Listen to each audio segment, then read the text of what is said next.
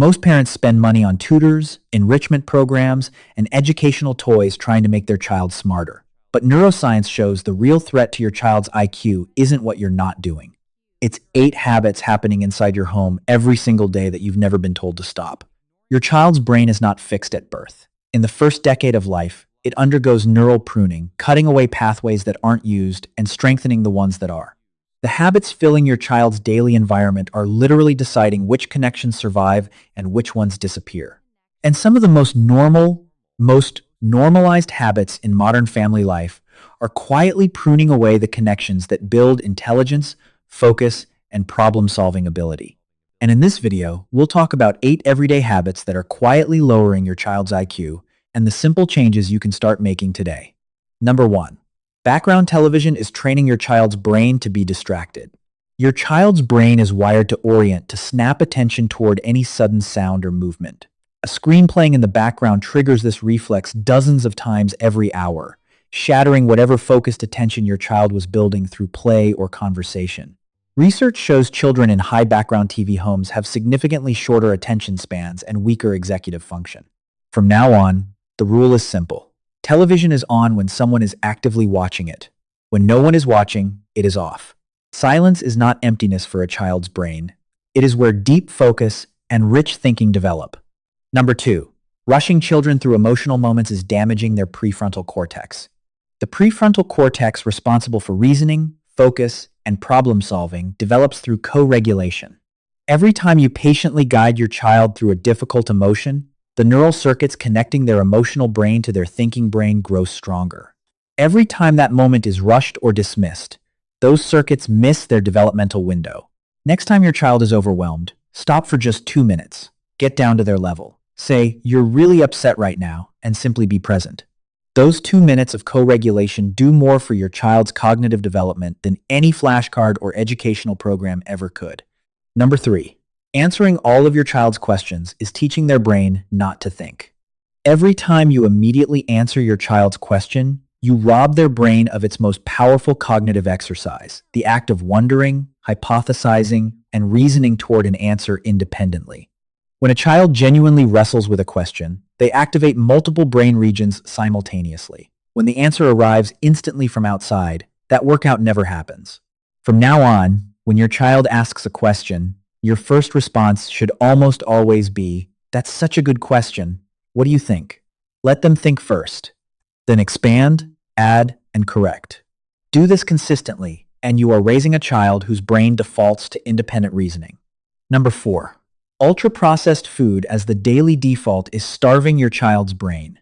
Your child's brain consumes 20% of their total energy intake.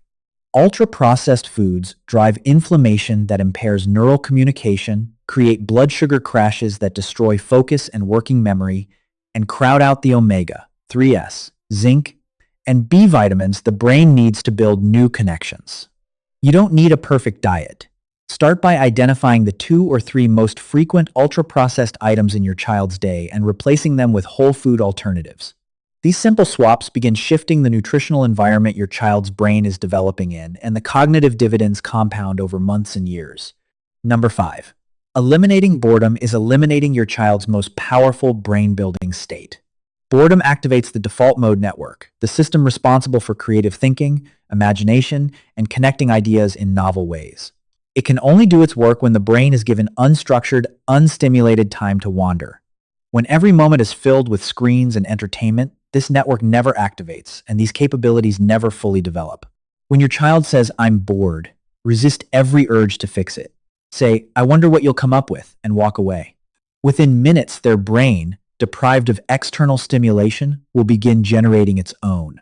That is the most important cognitive development work they will do all day. Protect your child's boredom like it is precious, because for their developing brain, it truly is. Number 6.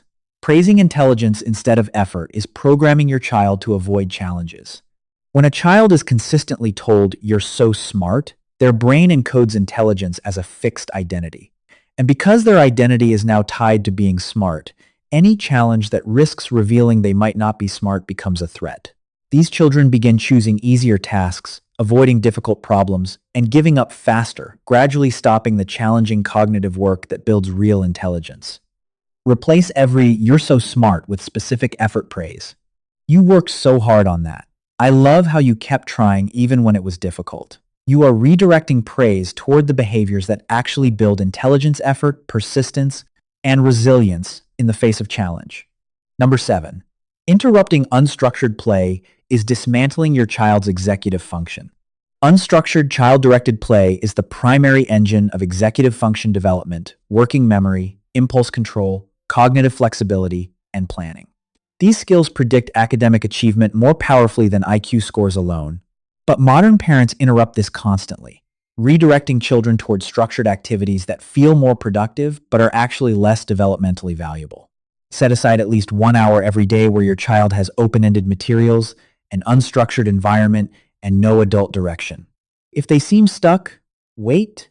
The struggle of figuring it out is the developmental work. Protecting this time is one of the highest leverage investments you can make in your child's cognitive future. Number 8. Chronic household stress is flooding your child's brain with cortisol, and cortisol destroys neural connections. When a household is characterized by frequent tension, visible parental stress, or emotional unpredictability, your child's brain responds by flooding itself with cortisol every single day.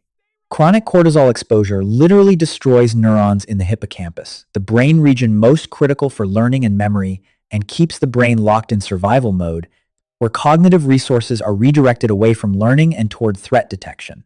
This isn't about being a perfect parent. It's about where your stress is expressed. Resolve adult conflicts outside your child's earshot. Create daily rituals of calm and predictability, because a brain that feels safe is a brain that is free to learn. And a brain that is free to learn is a brain that reaches its full potential.